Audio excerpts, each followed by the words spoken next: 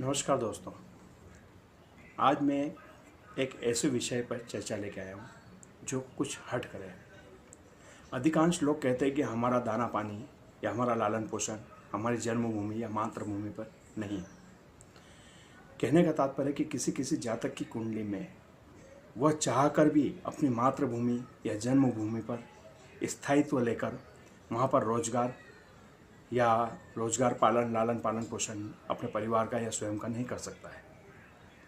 उसका एक कारण है, एक ग्रह को देखा गया। अधिकांशतः मैंने 70 से 80% कुंडलियों में देखा है कि एक ग्रह इस चीज़ के लिए बहुत बड़ा कारक होता है और वह ग्रह है मंगल।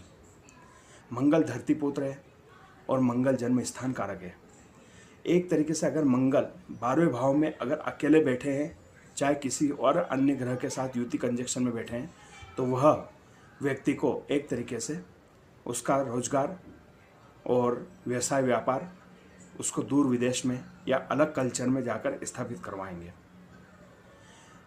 अधिकांशतः इन कुंडलियों में देखा गया है कि मंगल अगर चंद्रमा के साथ है, चाहे शनि के साथ है, वह रोजगार का क्षेत्र चुनने का अधिकार देगा, परंतु देगा विदेशी भूमि पर। वह चाहकर भी अपनी मातृभूमि या अपने जन्म स्थान पर कभी भी वह अपना व्यापार पालन पोषण नहीं कर पाएगा।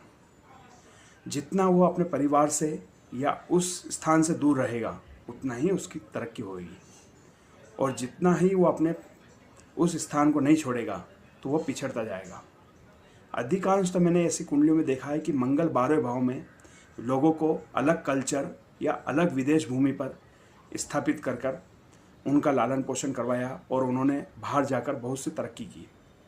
बड़े बड़े उद्योगपति जो जन्म उनका कहीं और हुआ, जैसे उदाहरण के लिए लक्ष्मी मित्तल ले लीजिए, जन्म राजस्थान में हुआ और आज ब्रिटेन में निवासरत हैं।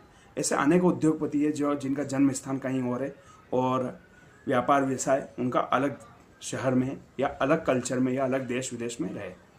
तो जातक जो कहता है कि मैं यहाँ पर सक्सेस नहीं हो रहा हूँ, तो उसका अनसक्सेस होने का कारण या वही है कि उनका कहीं ना कहीं 12वें भाव से संबंध हो रहा होगा। मंगल या तो वहाँ पर बैठा होगा या दृष्टिगोचर होगा। वह व्यक्ति किसी भी स्थिति में अपने परिवार से दूर रहकर ही पनपेगा। उसको मातृभूमि का त्याग करना ही पड़ेगा। जितना मातृभूमि से दूरी रहेगा, अपने कार्य क्षेत्र को दूर के स्थान पर चुनेगा, वह उसके लिए उतना ही फायदेमंद रहेगा, क्योंकि 12वां भाव विदेश भाव भी कहलाता है और व्यय भाव है। वह वहाँ रहकर जितना खर्च करेगा उतना ही कमाएगा और इनकम सोर्सेज भी वहीं से मिलेगी उसे। धन्यवाद।